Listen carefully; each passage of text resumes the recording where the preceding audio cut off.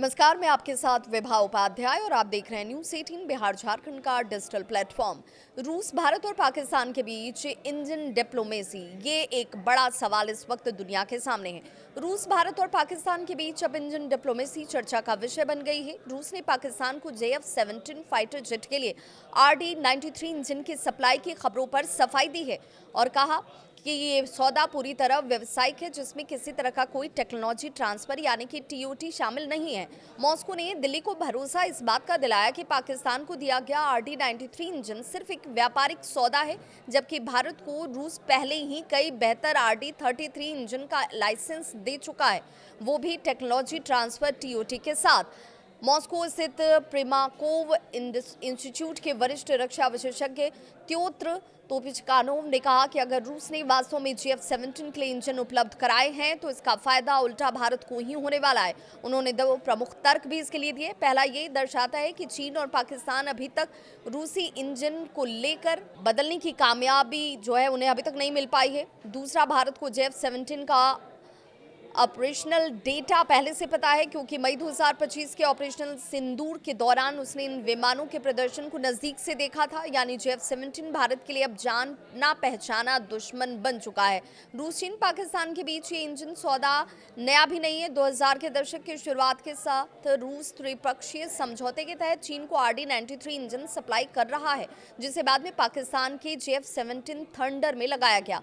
पूर्व में भारत ने भी इस पर आपत्ति जाहिर की। अटल बिहारी वाजपेयी और डॉक्टर मनमोहन सिंह के कार्यकाल के दौरान नई दिल्ली ने मॉस्को से इस मुद्दे को कई बार उठाया था, लेकिन हर बार रूस ने आश्वासन दिया कि वो केवल एक वाणिज्यिक डील है।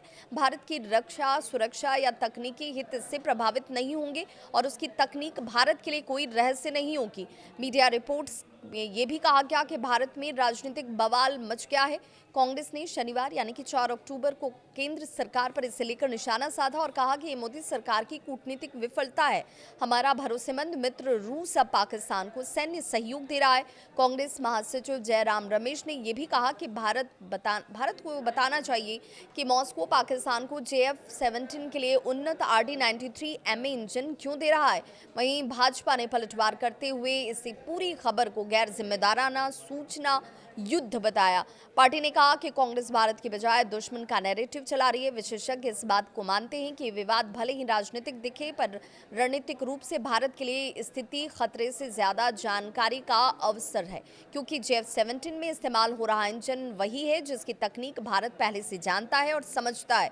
इसका मतलब भारत को पाकिस्तान की एयर कॉम्बैट कैपेबिलिटी की गहराई तक समझ है और ये उसकी रक्षा योजना के लिए एक टेक्निकल एडवांटेज है। रूस, भारत और पाकिस्तान के बीच इंजन सौदे का ये विवाद सिर्फ रक्षा नहीं बल्कि कूटनीति और विश्वास की परीक्षा भी है। जहां एक तरफ राजनीति गरमा रही है, वहीं रूस के विशेषज्ञ मानते हैं कि ये सौदा अंततः भारत के हित में ही साबित होगा, क्योंकि जंग सिर्फ हथियारों से नहीं बल्कि भरोसे और रणनीति से भी जीती जाती है।